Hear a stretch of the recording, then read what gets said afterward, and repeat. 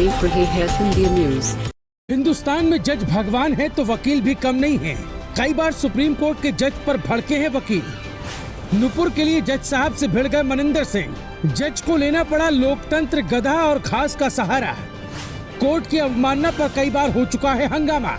आपने jolly LLB में जो देखा वो हकीकत में भी हुआ है। न मैं परमात्मा हूँ न यमराज, मैं वकील हूँ। जो मेरा क्लाइंट कहेगा उसे संविधान के अनुसार सभी कानूनी विकल्प उपलब्ध करवाऊंगा। ये सीनियर वकील एपी सिंह के शब्द हैं। कुछ वकील अपने क्लाइंट का साथ आखिर तक नहीं छोड़ते। आज नुपुर शर्मा को जब सुप्रीम कोर्ट फटकार लगा रहा था तब पूर्व सॉलिसिटर जनरल मनिंदर सिंह भी ऐसे ही मूड में दिखे। जज साहब पर ऐसे भड़के जिसकी उम्मीद किसी को नहीं थी। आपको मनिंदर सिंह की बातें सुनाएं, उससे पहले 5 साल पहले सुप्रीम कोर्ट में जज और वकील के बीच हुए विवाद की वो कहानी सुनिए जो आपका दिमाग खोल कर रख देगी। 5 साल पहले सुप्रीम कोर्ट में जस्टिस अरुण मिश्रा एक मामले की सुनवाई कर रहे थे। तब वकील सूरत सिंह ने उन्हें कहा, आप जिला का अधिकार नहीं छीन सकते। मैंने ऑक्सफोर्ड यूनिवर्सिटी के स्टूडेंट को भी पढ़ाया है।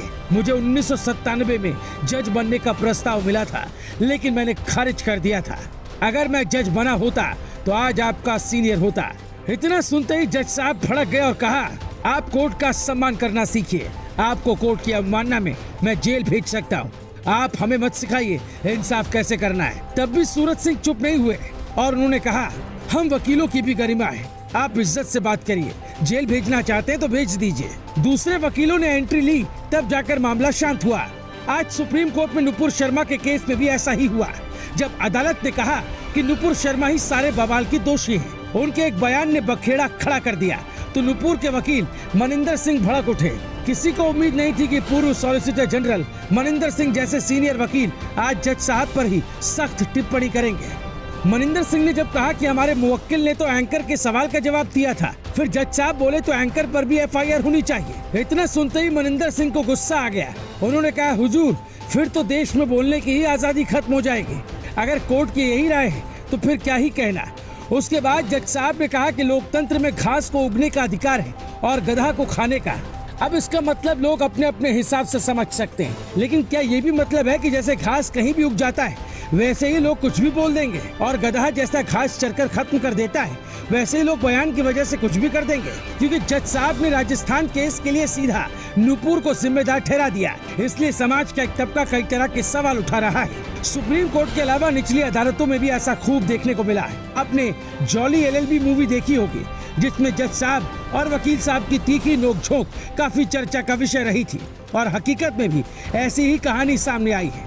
आपको याद होगा, निर्भया के वकील एपी सिंह ने तो जिला सत्र न्यायाधीश को कह दिया था, आपका फैसला राजनीतिक दबाव में लिया गया, जबकि निर्भया कांड ने पूरे देश को झकझोर कर रख दिया। बीते महीने सुप्रीम कोर्ट खुद ये मान चुका है कि जज की सुरक्षा एक बड़ा मुद्दा है। जजों पर आरोप लगाना एक फैशन बन गया है, लेकिन जजों की टिप्पणी को लेकर कोई कुछ नहीं कहता।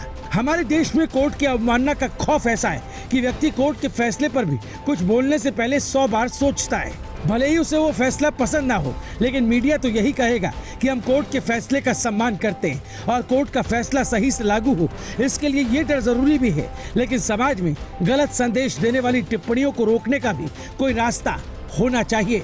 Please share, like, subscribe.